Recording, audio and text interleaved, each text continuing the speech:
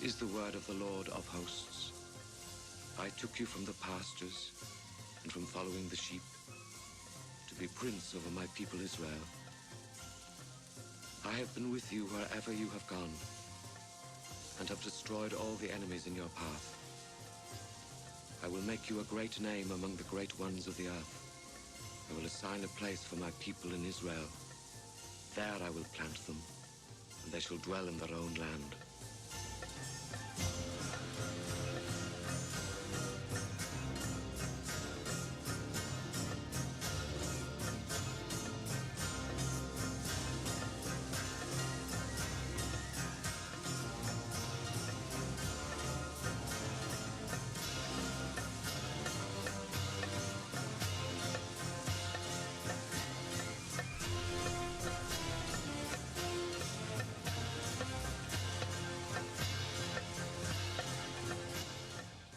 Samuel 6 and 7 are going to be fairly central starting points for understanding 2 Samuel as a book. The book has this arching pattern, beginning with the rise of David's rule, the rise of his establishment of God's presence at Jerusalem on the cosmic mountain, but then this descent of David into this precarious position of sin and fleeing from Jerusalem and putting those promises to a test, those divine promises to a test. So what we have in 2 Samuel is going to be a wrestling with this theological question of how can God's firm reality, with all of its otherness, actually work within human frailty, human mortality, human sin. It all begins in 2 Samuel 6 with the presence of this ark, and it's already made clear in 2 Samuel 6 that the ark has both this power to harm. So when Uzzah touches it at the beginning of the chapter, he dies because it's like messing around with a high voltage generator. But yet when the ark is stored in the house of David's bodyguard near Jerusalem, it brings blessing and bounty and great peace and success to the house. David is not just doing a politically astute action, creating this new worship center and political center in Jerusalem. This is about God's cosmic reign, God's cosmic prerogative being established in chapter 6. And then in chapter 7, it's about the Davidic line being established with this blessing where David and his progeny become a dynasty and they become vicars of God, bearing all of this promise of God's blessing and God's bringing the kingdom through an incarnate figure of God, a sacral king. These things have to be held together.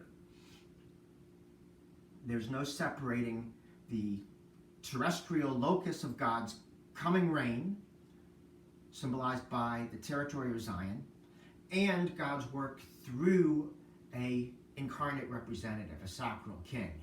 These elements are both present in both 2 Samuel 6 and 2 Samuel 7. And between them, those two chapters lay the groundwork for the book of 2 Samuel as a whole, which begins with the rise of David, the rise of Jerusalem, this arcing ascent, which establishes God's will and God's ability to push in holiness and cosmic power into earth.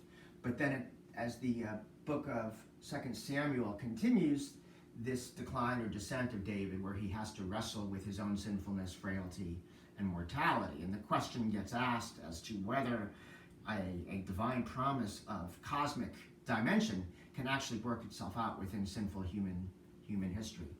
The problem, the descent into questioning and worry about the eternal promises is already begun in 2 Samuel when David's first wife, Saul's daughter, Michal,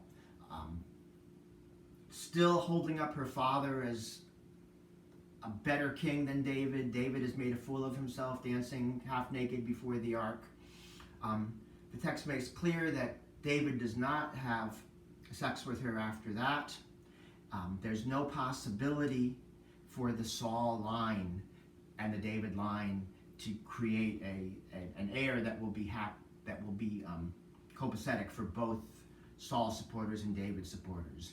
So already there is hints that not everyone is going to be happy with David having his own line of kings, not associated with Saul, coming out from him. And that this anticipates the problems that he's going to have with Adonijah trying to take over the kingship, the problems that he's going to have even earlier with Absalom trying to take over the kingship and attacking David.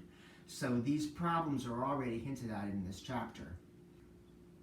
It is interesting that Saul's daughter Michal, David's first wife's rebuke of David, centers around the fact that he's kind of made a fool of himself in her eyes by dancing naked as the ark processes in.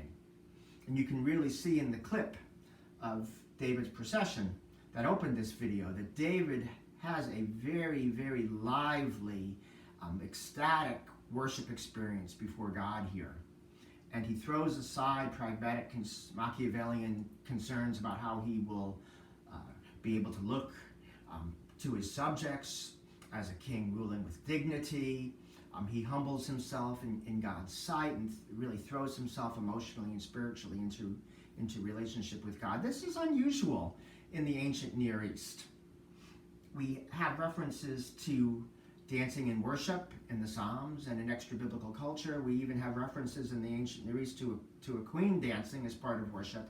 We don't have any references besides this to the monarch, the king, dancing half naked in public. Another sign that part of David's strength and the fact that there's this tremendous love between David and God is that David is willing to push aside propriety, push aside socialization, push aside royal expectations. It's more important to David to celebrate this ideal of the king as having this incredibly intimate relationship with God as God's own son, before whom he can dance half naked.